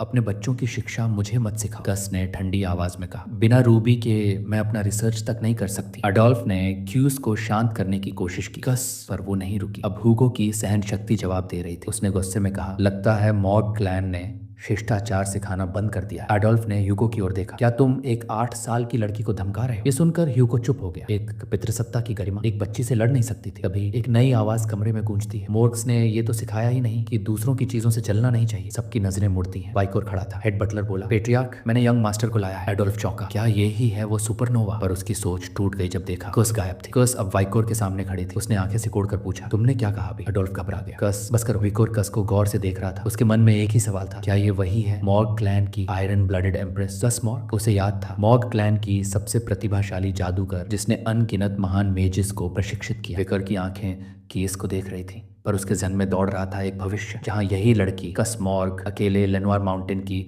लारू वैली में सैकड़ों मॉन्स्टर्स और बारबेरियंस को भस्म कर चुकी थी। जलते हुए भालों पर लटकती लाशें, राख और लहू की सरहद पर उगता हुआ उसका नाम, the fire goddess of authority. Imperial family तक उसकी बात काटने की हिम्मत नहीं करती थी। खूबसूरती और ताकत का ऐसा मेल कि राजनीति तक उसके इशारे पर झुकती थी। विकोर ने सोचा, पर वो सब भविष्य की बात है। इस वक्त वो सिर्फ एक 8 साल की बच्ची है। विकोर की सोच वहीं कट गई। कस ने उसकी ओर झपट कर पूछा, तुम्हें किस हक से लगता है कि रूबी माइन तुम्हारी है? विकोर ने अपनी मुस्कुराहट नहीं खोई। तुम रो क्यों रही हो? ये टैंट्रम तुम्हारे एज के लिए ठीक नहीं। कस मॉर्ग। कस ने गुस्से में अपनी हथेली उठाई, पर हमला करने के बजाय उसने बर्फ से एक स्कल्पचर बना डाली। द ज़र, जो अब तक सीन में किसी भी पल विस्फोट की उम्मीद कर रहा था, चौंक गया। हमला नहीं, बयान। कीस ने स्कल्पचर की ओर इशारा करते हुए बोलना शुरू किया, ये रही वो केव जहां से रूबी माइन शुरू होती है। एंट्रेंस हमारे मॉर्ग क्लैन की जमीन पर है, पर वेन बास्करविल जमीन के नीचे जाती है। इसलिए तुम लोग कह रहे हो कि हम तुम्हारी जमीन में घुसपैठ कर रहे हैं, पर असल में सारा वेन हमारा है। कस ने आगे कहा, हमने तो तुमसे किराए पर जमीन तक मांगी थी, पर तुमने इनकार कर दिया। अडोल्फ इस तर्क से संतुष्ट नजर आया, पर ह्यूगो अब बौखलाने लगा था। विकोर ने तब बीच में कहा, रूबीस मैजिशियंस के लिए इंग्रेडिएंट्स हैं, हम सोर्ड्समैन को उनकी जरूरत नहीं, पर हम इतने मूर्ख नहीं कि जमीन कुछ पैसों में किसी और को दे दें। कस ने चौंक कर पूछा, जब जरूरत नहीं तो किराए पर क्यों नहीं देते? विकोर ने शांति से जवाब दिया, क्योंकि ये जमीन हमारी है और हमें पसंद नहीं कोई और उस पर मुनाफा कमाए। इसलिए बेहतर होगा हमारे क्षेत्र से दूर रहो, वरना नुकसान तुम्हारा ही होगा। कस का चेहरा सख्त हो गया। तो अब बात साफ है। वो आगे बढ़ी और स्कल्पचर के बास्करविल हिस्से पर अपनी बांह रख दी। अब बताओ ये बांह किसकी है? विकोर ने उसकी बांह थामी और मुस्कुरा कर कहा, ये मेरी है, क्योंकि ये मेरी जमीन पर रखी है। कस का चेहरा लाल हो गया। क्या? वो हड़बड़ा गई। तुम क्या कह रहे हो? विकोर ने उसकी ओर देखा और शरारत भरी मुस्कान के साथ बोला, मैंने कब कहा कि तुम मेरी हो? कस की समझ में नहीं आया कि वो उसे छेड़ रहा है या धमका रहा है। अचानक वाइकोर ने अपनी पीठ से एक नाइफ निकाली। कमरे में ठंड उतर आई। एडोल्फ और हेड बटलर तक चौंक गए। वाइकोर के होंठों पर एक डरावनी हंसी थी। मैं कह रहा हूँ ये बांह अब मेरी है। कस एक कदम पीछे हट गई। क्या? उसकी आवाज कांप रही थी। ह्यूगो की पेशानी पसीने से तर थी। कमरे में सिर्फ एक आवाज गूंज रही थी, कस की हल्की हिचकी। विकोर धीरे धीरे नाइफ उसकी हथेली की ओर बढ़ा रहा था। कस की चीख फूट पड़ी, अंकल! अडोल्फ बिजली की रफ्तार से वाइकर के पीछे आया। उसकी आंखों में आग थी। हट जा उससे। कस ने विकर की पकड़ से हाथ छुड़ाया और दौड़कर अपने चाचा के पास जाकर छुप गए। अडोल्फ ने गुस्से में ह्यूगो की ओर देखा। ये क्या मजाक चल रहा है यहाँ? ह्यूगो ने भरी सांस लेकर सिर झुका लिया। विकोर थोड़ा ज्यादा चला गया। विकोर ने छुरा उठाया और दिखाया, ये तो बस एक टॉय नाइफ है, हमारे घर में बच्चे बचपन से इससे खेलते हैं। एडोल्फ का चेहरा सख्त था। ऐसे खतरनाक खिलौने तुम लोग बच्चों को देते हो? उसकी आवाज में गुस्सा और चिंता दोनों थी। विकोर ने तुरंत सिर झुका लिया। माफ कीजिए एडोल्फ ने, मेरा इरादा उसको डराने का नहीं था। मैं बस क्या? एडोल्फ ने उसकी बात काट दी। तुम इस सबको हल्के में ले रहे हो। पर इससे पहले की बात बढ़ती,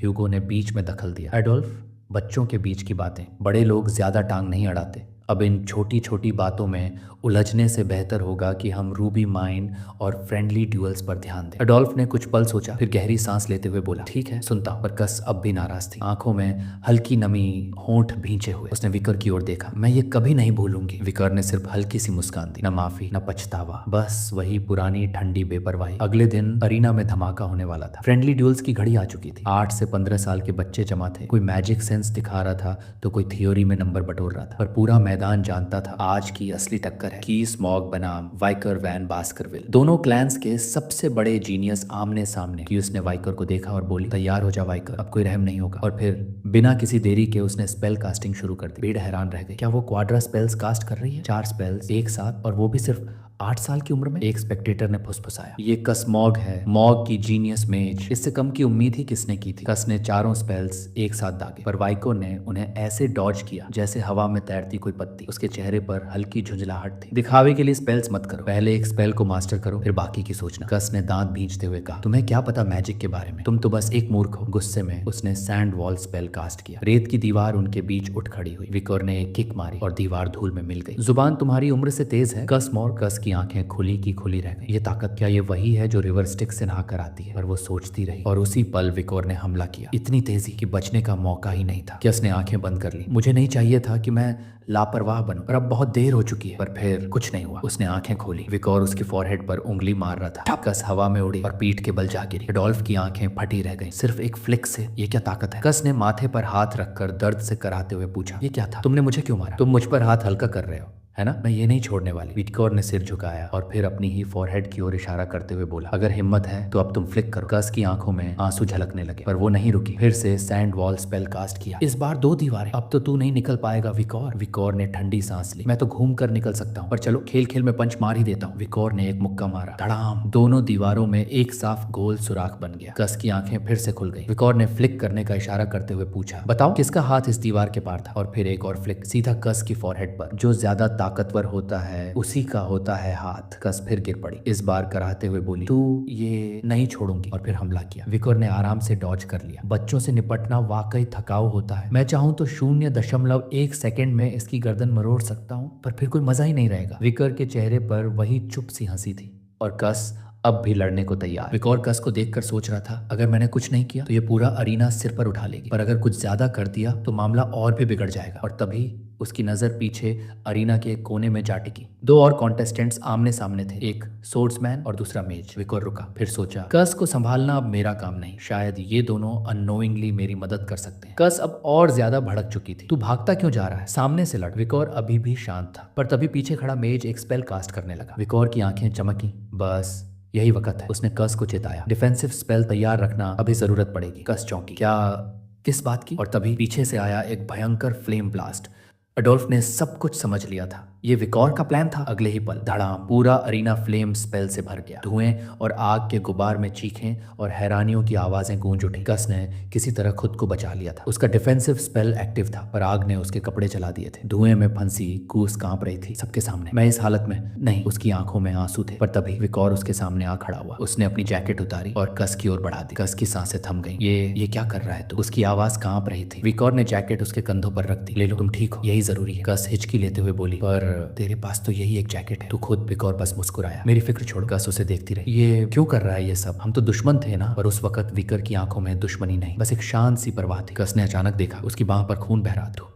घायल है। विकोर ने खुद देखा और चौंका। रिवर स्टिक से नहाया शरीर फिर भी कट गया। उसे समझ आया, उस इडियट सोर्ड्समैन की तलवार में शायद ऑरा बचा हुआ था। धीरे धीरे धुआं छूटने लगा। अरीना में सबकी नजरें उस जोड़ी पर थी। लेडी कस जमीन पर बैठी थी, पर जो खून बहा रहा था वो था विकोर वैन बास्करविल। एडोल्फ ने राहत की सांस ली। कस ठीक है। भीड़ ने देखा। कौन जीता ये तय कर पाना मुश्किल है। कस जमीन पर है, पर खून वाइकर का बह रहा है। और फिर सबकी नजर गई शर्टलेस वाइकर पर, एकदम मजबूत, सधा हुआ, सटीक। भीड़ में काना फूसी होने लगी। इतनी उम्र में ऐसा शरीर, क्या ट्रेनिंग की होगी इसने? कस की आंखें बस उसी को देखती रही। उसका चेहरा लाल पड़ चुका था। ये कैसा अजीब एहसास है। एडोल्फ ने उसे गले लगाया, पर कोस अब भी बार बार वाइकोर को देख रही थी, जैसे उसकी नजर हट ही नहीं रही थी। थोड़ी देर बाद विकोर और ह्यूगो एक सुनसान अंधेरे हॉलवे में साथ चल रहे थे। ह्यूगो ने पूछा, तो लेडी मॉर्ग से लड़ाई कैसी रही? वाइकोर ने जवाब दिया, दिलचस्प थी और मैं समझ गया इस इवेंट का असली मकसद क्या था। ह्यूगो मुस्कुराया, फिर पूछा, एक मेज से लड़ना सोर्डमैन से अलग होता है ना? तूने साफ वार क्यों नहीं किया? विकोर चुप हो गया, फिर हल्के से कहा, मैं समझ नहीं पा रहा था कि एक लड़की से कैसे लड़ूं। ह्यूगो की आंखों में सख्ती आ गई। युद्ध में ये झिझक मौत बन सकती है। ये चोट तुझे सबक देगी। विकोर थोड़ा हैरान था। ये ह्यूगो मुझे लेकर चिंतित है? उसे याद नहीं था कि ह्यूगो कभी ऐसा था। ह्यूगो हमेशा सख्त, ठंडा और बेरहम रहा था। कहानियां थी कि उसकी पहली पत्नी और बेटी की मौत ने उसे ऐसा बना दिया, और वो ह्यूगो की कहानी थी, विकोर की नहीं। ह्यूगो ने फिर एक नया सवाल फेंका, अब बताओ रूबी माइंस का क्या करें? विकोर ने बिना हिचक जवाब दिया, कंट्रोल किसी और को दे देना चाहिए। ह्यूगो रुक गया। क्या? ये क्यों? विकोर ह्यूगो की आंखों में देख रहा था। हमारी असली जिम्मेदारी है बास्करविल की टेरिटरी को बढ़ाना। वो काल्मली बोला, रूबी माइंस के आसपास जितने भी मॉन्स्टर्स और बारबेरियंस हैं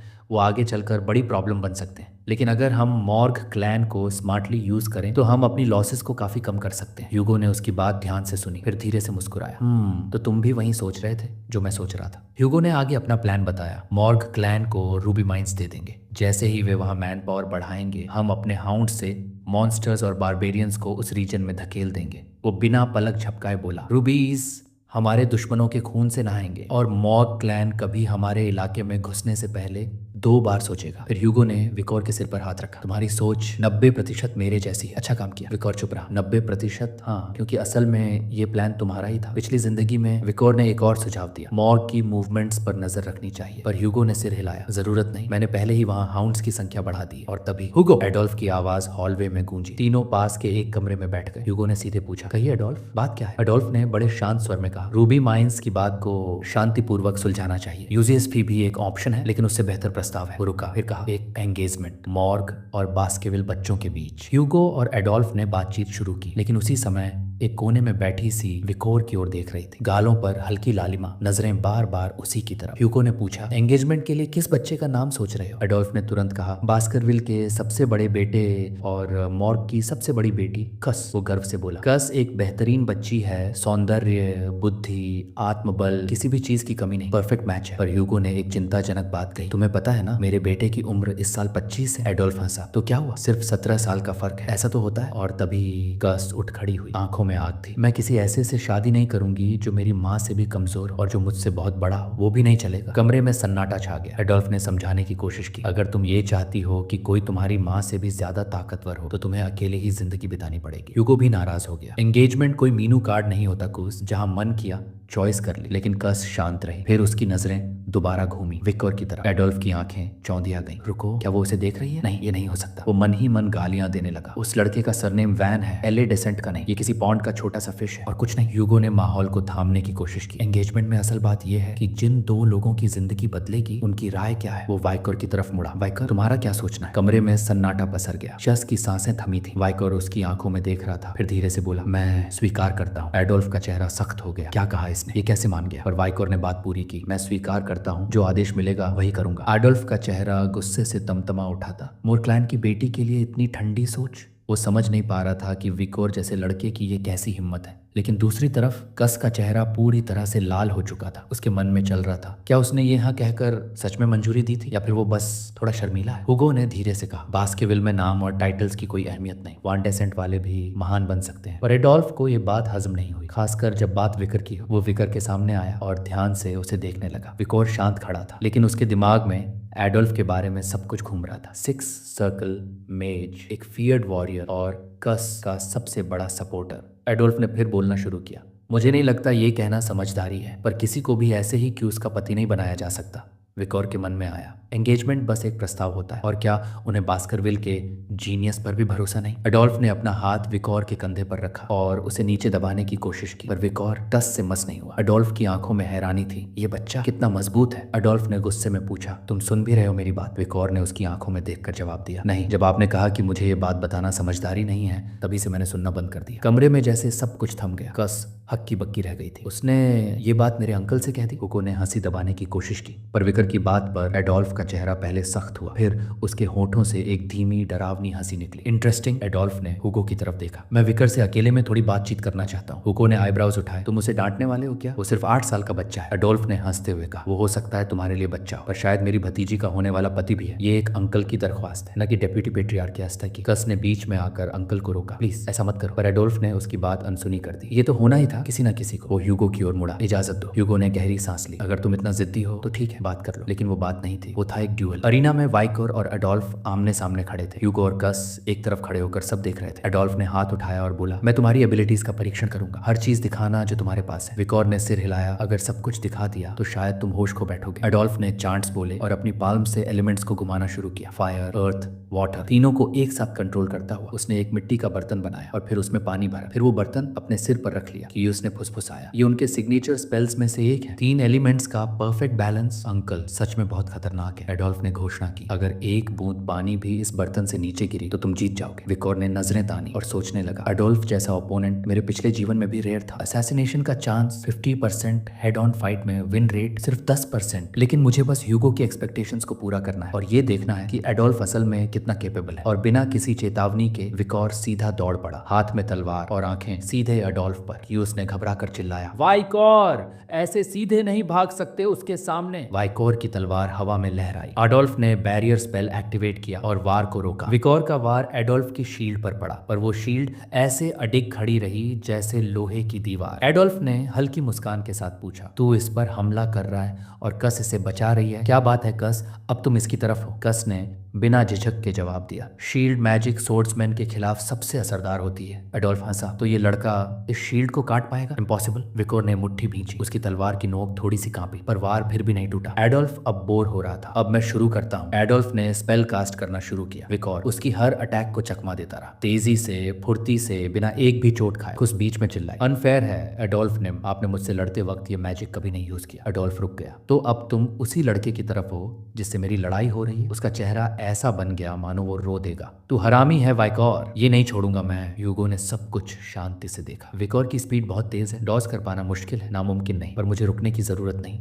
अब देखता हूँ ये नौजवान हाउंड क्या कर सकता है। विकोर अब एडोल्फ की हर हरकत को पढ़ रहा था। रिग्रेशन से मिली समझ और अब की उम्र की सूझबूझ, ये दोनों मिलकर उसे एक अलग ही योद्धा बना रहे थे। एडोल्फ ने घमंड से कहा, तू चाहे जितना भी वार कर ले, मेरी शील्ड नहीं टूटेगी। पर तभी विकोर के वार शील्ड को झटकाने लगे। हर वार एक ही जगह, मशीन की तरह हमला कर रहा है ये लड़का। एडोल्फ के मन में ये सोच कौंधी। पर तभी विकोर की तलवार टूट गई। एडोल्फ ने ठाका लगाया। तलवार की ड्यूरेबिलिटी नहीं देखी, शील्ड से ज्यादा तो वो पहले ही टूट गई। ह्यूगो और क्यूस के चेहरे पर हैरानी थी। विकोर चुप था। एडोल्फ बोलता रहा, तेरा गेम यही खत्म। पर तभी एडोल्फ के चेहरे पर पानी गिरा। छपाक, पूरा सिर भीग गया। एडोल्फ चीख पड़ा, ये क्या हुआ? पानी कहाँ से आया? विकोर ने मुस्कुरा कर कहा, पॉट तो भरा हुआ लगता था। कस को समझ आया। तलवार का वो टुकड़ा पॉट में छेद कर गया। पानी छलक पड़ा और एडोल्फ भीग गया। उसका चेहरा सुर्ख हो गया। वाइकोर ने मेरे अंकल को हरा दिया। कस की आंखों में हल्की चमक थी और मन में चल रही थी एक अजीब सी सोच, क्या मैं वाइकोर से शादी कर सकती? ह्यूगो ने कस की ओर देखा, फिर विकर की ओर। ये कोइंसिडेंस नहीं था, ये उस लड़के की स्ट्रेटजी थी, ताकत थी और टैलेंट था। शायद मैं जो सोच रहा था वो लड़का उससे कहीं ज्यादा बड़ा हाउंड बन रहा है।